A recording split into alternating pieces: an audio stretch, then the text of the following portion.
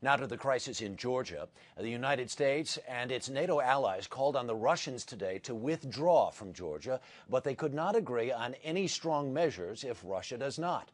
Russia now says its troops will be out of most of Georgia by Friday. But on the ground, it's clear that they will move only when they want to. Here's Chief Foreign Affairs Correspondent Lara Logan. This was a chilling reminder for Georgians of Soviet Union-style power.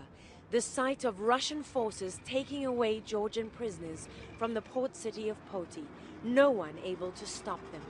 Such blatant aggression overwhelmed the first faint sign of a Russian withdrawal, a small column of tanks and armored vehicles seen on the road out of Gori. But in another act of defiance, Russian troops stole 4 American Humvees that were awaiting shipping back to the U.S. In an exclusive interview with CBS News, Secretary of State Condoleezza Rice said Russia's mixed messages sent a clear signal. The Russians are clearly not withdrawing in full as they have promised. In fact, there continue to be reports of Russian forces entering cities, holding up at ports, refusing to let people move along the highways, asking for Russian visas from people. And so clearly the Russian president hasn't kept his promise to abide by the terms of this ceasefire and have Russian forces withdraw.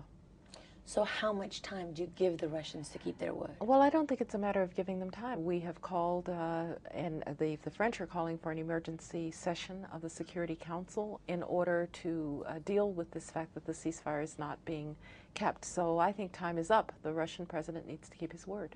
Within hours, the UN Security Council held emergency consultations demanding an immediate Russian withdrawal.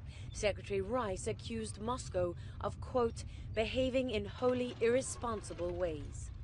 Wanton destruction of civilian infrastructure, reports of the use of munitions that should never be used against civilians. I think this is not a very good picture for Russia's strategic objectives. Even though it's not a very good picture for Russia's objectives, they're continuing, and nobody seems able to make them stop. Well, there is an expression that when you are in a hole, you should stop digging. And I think that expression would be completely appropriate for the Russians right now. Russia is very clearly isolating itself. It's becoming more and more the outlaw in this conflict.